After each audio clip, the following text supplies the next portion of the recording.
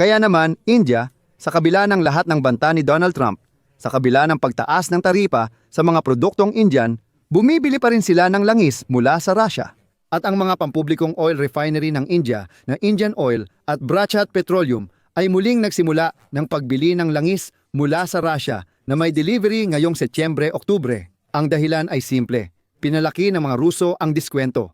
At ngayon, ayon sa mga kanluraning media, ang diskwento ay nasa humigit kumulang $3 kada bariles ng langis mula sa Russia. Urals, pati na rin ang pagbili ng Waranday at Siberian Light na may diskwento rin. Ibig sabihin, nagbigay ng malaking diskwento ang mga Ruso, kaya handang bilhin ng mga Indiano ang langis kahit may taripa mula Amerika. Talakayin pa natin ito ng mas detalyado. Ano ba talaga ang nangyayari?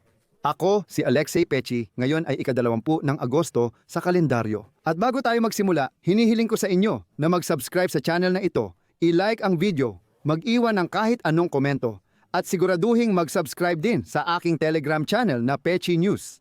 Matatagpuan ang link sa description ng video. Dito kami naglalathala ng mga agarang balita. Simulan na natin agad sa estadistikang numero.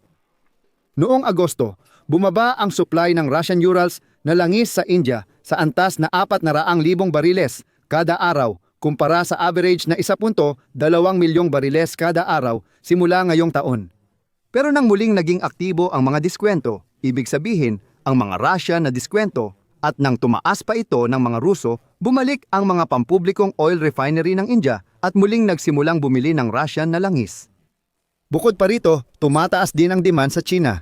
Naintindihan din ng mga Chino na, sandali, binibigyan nyo ng diskwento ang mga taga-India, di kami rin, bibili rin kami na may diskwento. Sa totoo lang, ito ay parang salamin ng mga parusa, ang price cap. Gumagana ito sa diskwento at lohistika. Pero hindi nito pinipigilan ang pag-export ng langis ng Russia. Hayagang kinumpirma ng Moskwa na tataas ang supply ng langis sa India at China, kahit malugi o may malaking diskwento. Particular, sa State Duma ngayon ay inihayag na nagpapatuloy pa rin ang mga padala. Nakikita naming may potensyal ang pag-export ng Russian liquefied natural gas bukod sa langis. Umabot sa 40% ang bahagi ng Russian Federation sa pag-angkat ng langis ng India noong Mayo, isang record na bilang. Pinaalalahanan ko na bago ang digmaan ng Russia laban sa Ukraine, mababa sa 2% ang bahagi ng Russian oil sa import ng India. Pero ngayon ay 40% na. Ibig sabihin, tuloy pa rin ang daloy ng Russian oil. Ang pagkakaiba-iba ng mga uri sa pagkakaibang ito, sa kasamaang palad, lalong tumitibay ang ugnayan.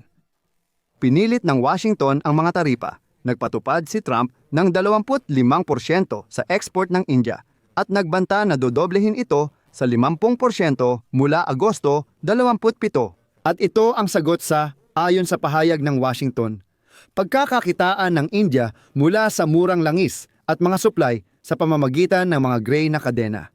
Nagpasaring pa si kalihim ng pananalapi ng United States Scott Bessent na napupunta lang ang mga benepisyo sa pinakamayayamang pamilya sa India. Ngunit sinusubukan nitong maghasik ng alitan sa loob ng India. Akala nyo ba kayo ang kumikita? Hindi! Pinakamayayamang pamilya ng bansa ang tunay na kumikita. Sinabi ng New Delhi na walang basihan ang taripa ng Amerika at iginiit ang karapatang mamili sa pinakamurang supplier. Bakit ito mahalaga sa Ukraine? Ang totoo niyan, sabihin na nating bawat pag-iral ng demand ng India para sa langis ng Rusya ay parang oxygen para sa budget ng Russian Federation, kung saan kinukuha ang pondo para sa digmaan, kung saan pinopondohan ang digmaang ito. Kahit na ibinibenta ng Rusya ang langis nila nang may malaking diskwento, kumikita pa rin sila kahit kaunti. Kasabay nito, bumubuo ang Estados Unidos ng aviation option para sa seguridad ng Ukraine. Sa Europa naman, binubuo ang mga tinatawag na puwersa ng pagpigil. Puwersa ng pagpigil, pagpapatibay ng pagpigil. Iba-iba ang tawag nila dyan. Ibig sabihin, pinag-uusapan dito ang pagpapadala ng military contingent sa Ukraine pagkatapos ng tigil putukan. Ngayon, si Scott Bessent, ang kalihim ng pananalapi ng Estados Unidos, ay nagsalita tungkol sa kilalang 10% na patong sa presyo ng armas para sa Ukraine na binabayaran ng mga Europeo. Diretsahang sinabi ni Bessent na oo. Nagdadagdag kami ng 10% markup sa armas na binebenta sa mga Europeo para sa Ukraine. At mula sa perang iyon, popondohan namin ang pagtatanggol sa himpapawid ng Ukraine pagkatapos ng tigil putukan. Pero ang sitwasyon ay ganito. Habang alam nyo, nagtitipon ng mga puwersang militar ang mga Europeo, habang sila ang nagbabayad para sa supply ng armas sa Ukraine, habang mismong mga Amerikano ang nagsasabi, naglalagay kami ng 10% na patong at gagastusin ito para sa pagtatanggol sa himpapawid ng Ukraine. Sa lahat ng oras na ito, hinahayaan din nila ang India na bumili ng napakalaking dami ng langis mula sa Russia na siyang nagpapalakas sa budget ng Russia para ipagpatuloy ang digmaan na sumasalungat sa lahat ng ginagawa ngayon ng mga bansang kanluranin. Kung walang koordinadong laban sa anino ng fleet ng Russia, kasama ang mga kumpanya ng siguro, mga tagapaghatid at transshipment sa mga ikatlong bansa. Ang ganitong patakaran sa parusa ay magbibigay lang ng murang bariles ng langis sa mga mahahalagang mamimili ng Russia. Tingnan ninyo, may price cap sa langis ng Russia at lalo pa itong binabaan. May mga parusa laban sa ilang bilang ng mga tanker ng Shadow Fleet ng Russia.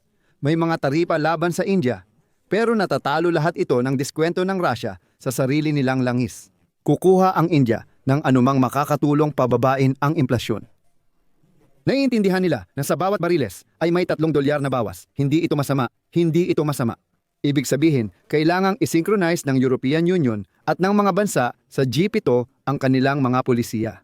Kung hindi, ang butas sa langis na ito ang magpapalakas sa makinang pandigma ng Russia habang gumagastos ang Europa para protektahan ang Ukraine laban sa agresyon ng Russia. Pero hindi nagkakatugma ang mga piraso ng puzzle. Sa kasamaang palad, sa ngayon, nanaig ang diskwento ng Russia laban sa taripa ng Amerika sa panandaliang panahon. Sigurado yan. Para mabago ang sitwasyon, hindi sapat ang pagpataw ng taripa. Kailangan din ng matinding trabaho sa logistics at fleet. Habang nag-e-export pa ng langis ang Russia, tuloy pa rin ang kita nila kahit nahihirapan na silang mag-supply. At ito ay direktang may kinalaman sa front at sa mga magiging garantiya ng seguridad para sa Ukraine. Kaya dito muna ako maglalagay ng ellipsis. Ilagay ninyo ang inyong opinyon at mga konklusyon sa mga komento sa ilalim ng episode na ito. Mag-subscribe kayo sa channel, pindutin ang kampanilya at huwag kalimutang mag-like. Iyon lang po. Mag-ingat kayo. Paalam sa lahat. Masakit.